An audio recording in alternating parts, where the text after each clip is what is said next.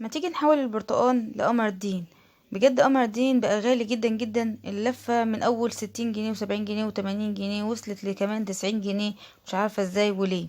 يلا بينا هنحول البرتقال لقمر الدين، وكمان هنضاعف الكمية بمكون مش هتتخيليه. مكون واحد، معلقة واحدة من البيت، موجود في كل بيت. مش هتصدقي ايه هو المكون اللي هيزود الكمية وهيتقل الكمية وكمان هيديكي طعم القمر الدين. استحالة تجيبي لفة قمر الدين ولا انك تفرزي قمر الدين وتعملي قمر الدين في البيت، لا. احنا بعصير البرتقال ده احنا هنعمله قمر الدين فريش 100%.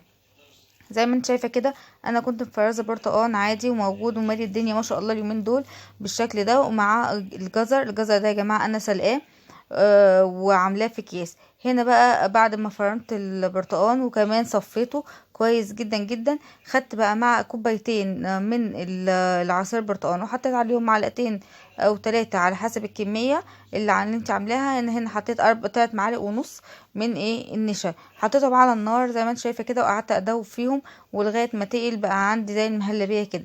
نزلت عليه كوبايتين من العصير، يعني يعني بدل ما استنى ان هو يهدى، لا بنزل عليه العصير ساقع زي ما انت شايفه كده عشان يهدى يعني يبرد، فاهمه ازاي. رجعته تاني زي ما انت شايفه كده، رجعته في الخلاط وزودت عليه كده كام كوبايه من العصير وضربته تاني في الخلاط، وبعد كده نزلته على ما شاء الله الطبق اللي انتوا شايفينه ده. بسم الله ما شاء الله مالي الطبق. بصوا بقى هيعمل كميه قد ايه. عايزه اقولك ما شاء الله كان عندي ناس ومع عزمه ناس يعني، وما شاء الله لما دقوه بجد عجبهم جدا، وما شاء الله تقيل وكمان ادى طعم القمر الدين تحفه جدا. وبصي لونه تحفه وتقيل وما شاء الله. عايز اقولك كل ما بيقعد كل ما بيتقل كمان. بس عسل بجد جميل جدا واختراع. وفر فلوسك، وفر القمر الدين اللي انت هتجيبيه اللي ب80 جنيه وب90 جنيه. وفر فلوسك وجيبي البرتقال مالي الدنيا دلوقتي ما شاء الله.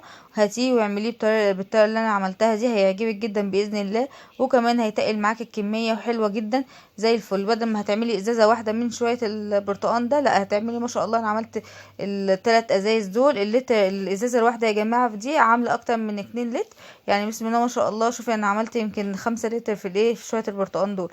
بسم الله ما شاء الله. وتقيل ومركز وتحفه جدا.